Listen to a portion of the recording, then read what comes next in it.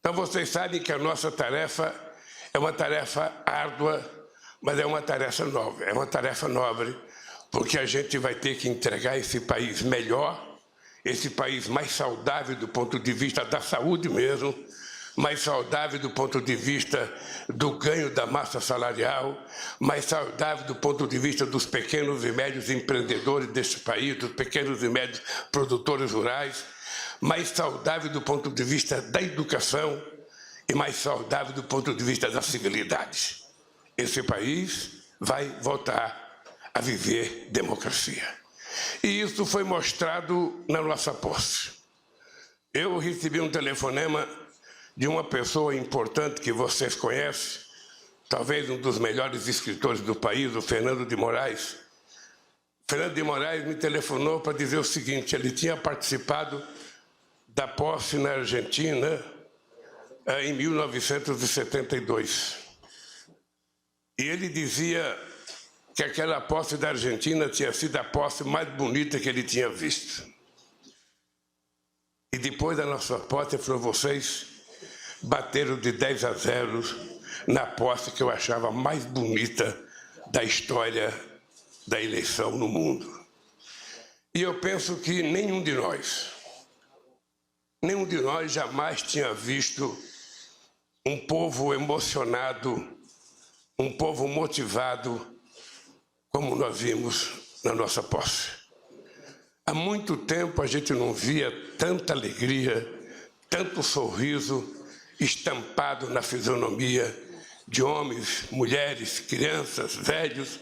Ou seja, as pessoas parecem que estavam se encontrando consigo mesmo.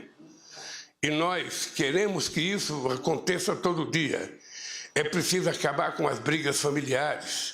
Durante esse processo dos últimos 4 anos, teve famílias que pais não conversavam mais com filhos, que sogro não conversava mais com nora, que nora não conversava mais com a sogra, que filho não conversava com o pai, irmão não conversava com o irmão, primo não conversava com o primo, tudo estabelecido pelo óleo que foi colocado em prática nesse país.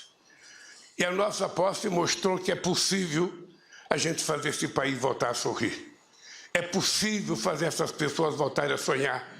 E a nossa obrigação é de transformar esse sonho em realidade. Esse é o compromisso de cada companheiro e de cada companheira que assumiu esse ministério. Nós não somos um governo de um pensamento único. Não somos um governo de uma filosofia única. Não somos um governo, de apenas pessoas iguais. Nós somos um governo de pessoas diferentes. E o que é importante é que a gente, pensando diferente, tem que fazer o esforço para que na construção do nosso processo de reconstrução desse país, a gente pense igual, a gente construa igual. Eu fico muito feliz quando eu vejo um homem do agronegócio como ministro da Agricultura, como o companheiro Fávaro. Ou seja, eu penso que o Fávaro é a perspectiva que nós temos de fazer com que as pessoas sérias, os homens de negócio do agronegócio, os empresários de verdade que sabem a responsabilidade da produção de alimento nesse país, que sabem a necessidade da produção sem precisar ofender ou adentrar a floresta amazônica, ou a Pantanal, ou qualquer outro bioma que tem que ser protegido. Esse empresário que produz de forma responsável será por nós muito respeitado e muito bem tratado. Agora, aqueles que quiserem temar e continuar desrespeitando a lei, invadindo o que não pode ser invadido, usando o agrotóxico que não pode ser usado, a força da lei imperará sobre eles e nós vamos exigir que a lei seja cumprida, porque nesse país tudo vale. A única coisa que não vale é o cidadão bandido achar que pode desrespeitar a boa vontade da sociedade brasileira, a nossa Constituição e a nossa legislação. Todos nós sabemos o compromisso extraordinário que nós assumimos durante a campanha com a volta do crescimento desse país, com a geração de empregos e com o crescimento da massa salarial. É possível a gente fazer a economia voltar a crescer, é possível a gente voltar a crescer com muita responsabilidade, é possível a gente voltar a crescer com distribuição de renda e de riqueza, e é possível a gente gerar um emprego em que garanta ao trabalhador um pouco de seguridade social.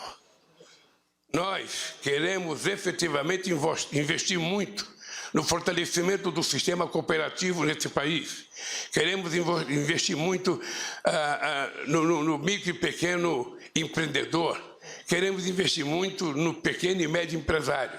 Mas nós queremos que o trabalhador tenha um mínimo de seguridade social, que ele tenha garantia de previdência, que ele tenha garantia de registro, que ele tenha garantia de que quando, por motivo qualquer, ele estiver em possibilidade de trabalhar, o Estado garanta a ele o mínimo de segurança. Porque senão a gente não terá um mundo de trabalho sadio e saudável, a gente terá um mundo de barbárie. Todo mundo sabe o nosso compromisso com a educação. E na educação eu fiz questão de convidar o companheiro Camilo para ser o ministro da Educação, porque dentre todos os estados brasileiros, o Ceará é o estado que ao longo de muitos anos vem tendo a mais importante história de educação fundamental e de ensino básico. Ou seja, inclusive talvez seja o estado com mais quantidade de escolas em tempo integral. E quando eu trouxe o Camila, eu também queria trazer a Isolda, que é a secretária nacional de Educação Básica, porque sobre as costas dela pesa também a responsabilidade de ter sido uma grande educadora e, portanto, meu caro Camilo, você sabe que você tem responsabilidade.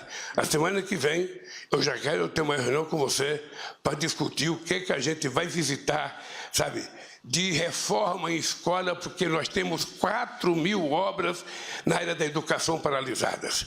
Eu não sei se é creche, não sei se é universidade, não sei se é Instituto Federal, mas o que tiver, a gente vai ter que colocar a mão na massa para que a gente possa produzir e reconstruir, melhorando a educação, gerando emprego e pagando os salários que o povo brasileiro precisa ganhar. Porque, na verdade, o que dá mais orgulho ao povo é trabalhar e, pelo seu trabalho, receber o seu salário e sustentar a sua família. Essa é a forma mais dignificante para um trabalhador e uma trabalhadora conseguir sobreviver. Nós sabemos, Nisa, a responsabilidade que está nas suas costas na área da saúde. Essa é uma área que passa ano, entra ano, passa ano, entra ano. E a saúde sempre está um pouco ausente daquilo que é o sonho do povo brasileiro. Nós chegamos a avançar. Nós chegamos com farmácia popular, com o Brasil Sorridente, com o SAMU. Nós chegamos com os médicos ter um avanço muito importante nesse país que simplesmente foi destruído. Em nome de combater qualquer coisa, em nome de tirar, na verdade, aquilo que estava dando certo para o povo daquelas cidades pequenas que não vê médico. Não sei se vocês sabem, mas todo mundo aqui sabe, porque todo mundo aqui já foi governador, já foi prefeito, já foi deputado. Todo mundo sabe que tem cidade nesse país que passa anos sem ver um médico. E muitas pessoas morrem sem ser atendidas pelo tal do especialista, porque ele não tem vaga. Às vezes ele vai no médico, às vezes ele vai numa UPA, é consultado, pede uma consulta no especialista, ele vai marca-se para 12 meses, para 13 meses, para 9 meses, às vezes a pessoa morre sem ter direito a esse médico. Se nós não resolvermos esse problema, nós não estamos fazendo jus ao voto e à expectativa que esse povo depositou em nós. Por isso, meus queridos companheiros e companheiras, nós estamos fazendo essa reunião aqui. Eu sei que nenhum de vocês ainda montou o governo. Nenhum de vocês ainda montou o ministério. Só foi dado a vocês o direito de escolher o secretário executivo e o chefe de gabinete. É importante que até, possivelmente, depois do Rui vai falar, até o dia 24, quem sabe, já tenhamos o governo todo montado. Eu só queria que vocês levassem em conta. Primeiro, eu não tenho vergonha de dizer que nós vamos montar o governo com gente da política muito competente. Vamos montar o governo com gente técnica muito competente. Eu não faço distinção e não quero criminalizar a política. Todo mundo sabe da nossa responsabilidade.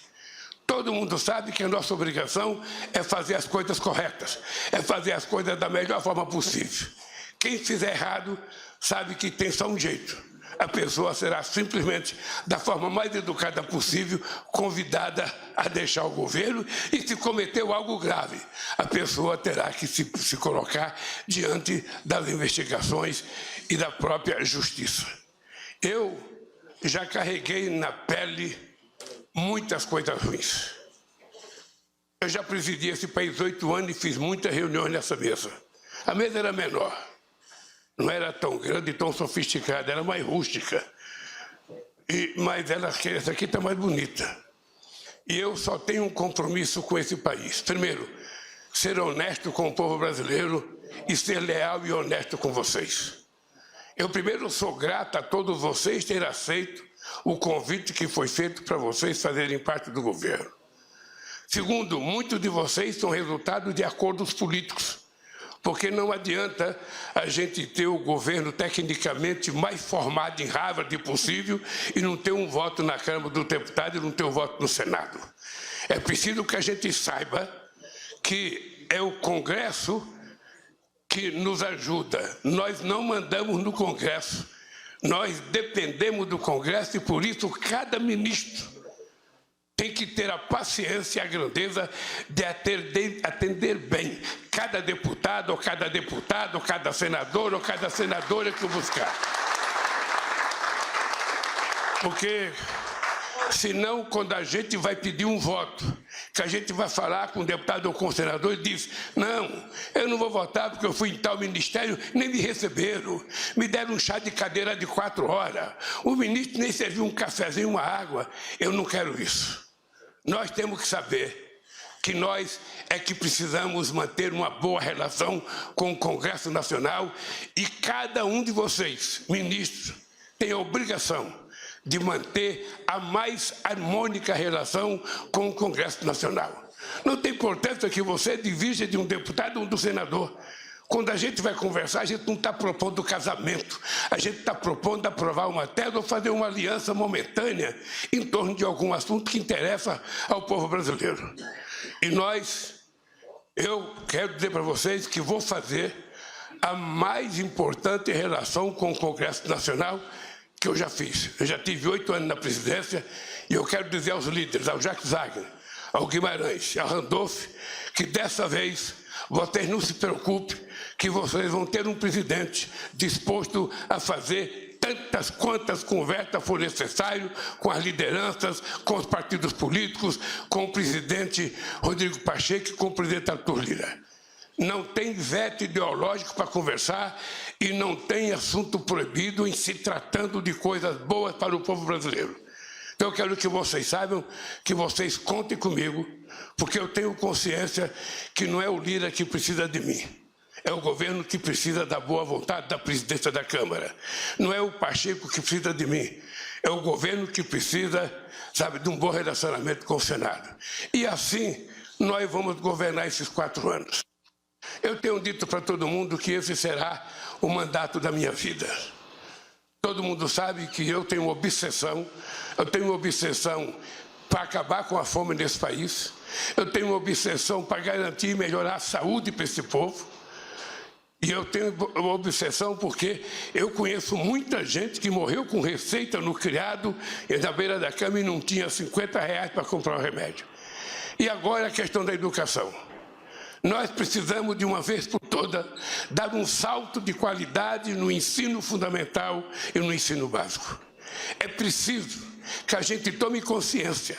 Se a nossa criança não for bem formada no ensino fundamental, no primeiro, no segundo, no terceiro, no quarto, na 5ª série, se ele não for bem formado, ele terá mais dificuldade de amanhã se transformar numa pessoa intelectualmente mais preparada, num profissional mais preparado. E o Brasil precisa dessa gente bem formada porque o Brasil não pode passar mais um século exportando minério de ferro e só exportando soja ou milho. Nós temos que exportar conhecimento, exportar inteligência, importar coisa mais sofisticada com valor agregado para que esse país dê um salto, deixe de ser um país em desenvolvimento e passe definitivamente a ser um país desenvolvido, fazendo parte daqueles países que se orgulha de ter o seu povo tomando café, almoçando e jantando todo dia, de ter o seu povo com qualidade educacional, de ter o seu povo com qualidade, sabe, de moradia, de ter o seu povo com qualidade de vida,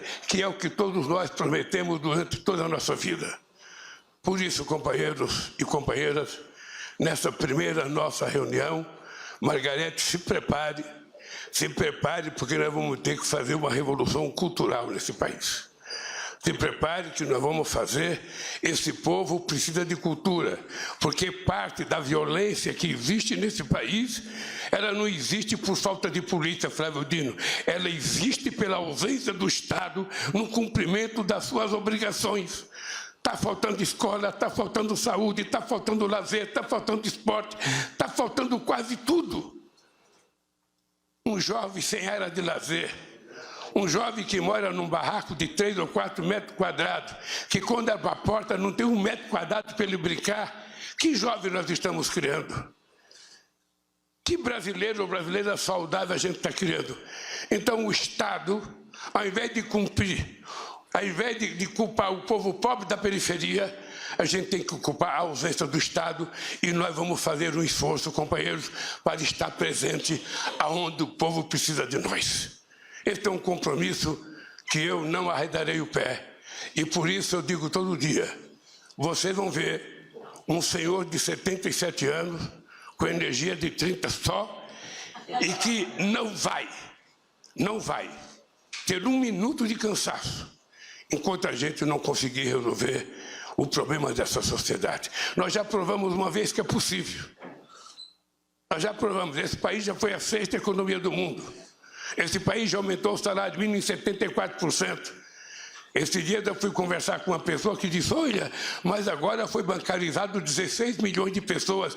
E eu disse, mas no meu governo foi bancarizado 70 milhões de pessoas. Nós colocamos uma Argentina e uma Colômbia dentro do sistema bancário, sabe, com mulheres que catam papel, com o pessoal do reciclagem, com o povo de rua abrindo conta na Caixa Econômica Federal. Você tem que ver, Zé Múcia, o que uma mulher chorou a receber o cartãozinho dela da Caixa Econômica porque ela abriu uma conta. Coisa que para nós não tem nenhum valor, para o povo pobre tem um valor incomensurável. Por isso, companheiros, eu vou passar a palavra para o companheiro Geraldo Alckmin, que além de ministro, além de coordenador da transição, virou ministro do Desenvolvimento, Indústria e Comércio. Daqui a pouco ele tem mais poder do que o presidente da República e eu vou passar a palavra para o companheiro Alckmin. Obrigado, companheiros, obrigado. Estejam certos que eu estarei apoiando cada um de vocês nos momentos bons e nos momentos ruins. Não deixarei nenhum de vocês no meio da estrada. Não deixarei nenhum de vocês. Vocês foram chamados porque têm competência. Vocês foram chamados porque foram indicados pelas organizações políticas que vocês pertencem. E eu respeito muito isso. E, portanto, esteja certo que vocês terão em mim, sabe, se possível, um irmão mais velho, se possível, um pai. Tratarei vocês como a mãe trata os filhos. Com muito respeito, muita educação e exigindo muito trabalho de cada um de vocês e de cada uma de vocês.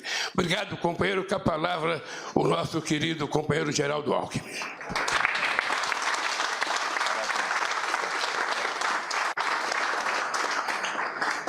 Bem, companheiro presidente. Presidente Lula, disse que na posse com o ministro eu falei muito. Então eu vou falar pouquinho para compensar. Mas uma alegria, hoje é dia 6 de janeiro, é um dia histórico, onde nos encontramos aqui na primeira reunião ministerial do presidente Lula, e 6 de janeiro é o dia dos Reis Magos e o dia da gratidão. E acho que nós temos aqui 2 gratidões siamesas. Duas gratidões que se complementam, ao povo brasileiro e ao presidente Lula. ao povo brasileiro. O povo brasileiro deu uma aula, porque olha que em quase 50 anos de vida pública, eu nunca tinha visto um uso e abuso da máquina pública como ocorreu nessa última eleição. O que podia, o que não podia ser feito, foi feito para ganhar a eleição. E a resiliência, o espírito correto prevaleceu. O povo deu uma aula. E o povo mais simples e mais sofrido, os mais desfavorecidos. E é impressionante esse sentimento da gratidão.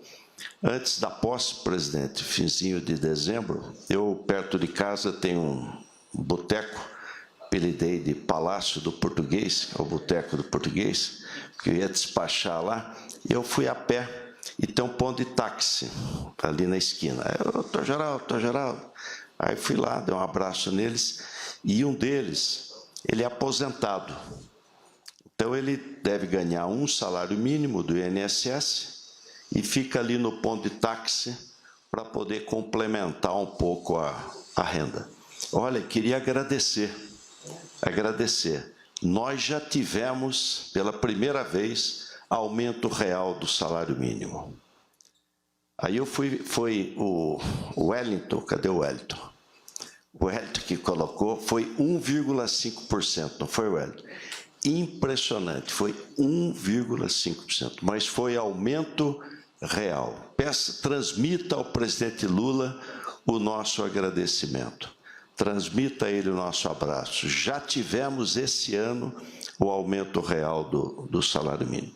Acho que nós temos a gratidão ao povo brasileiro, que deu uma aula de democracia, e gratidão ao presidente Lula, porque só ele ganharia essa eleição. Ninguém mais ganharia essa eleição.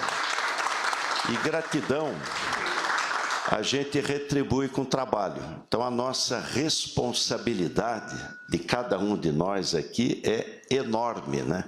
Enorme.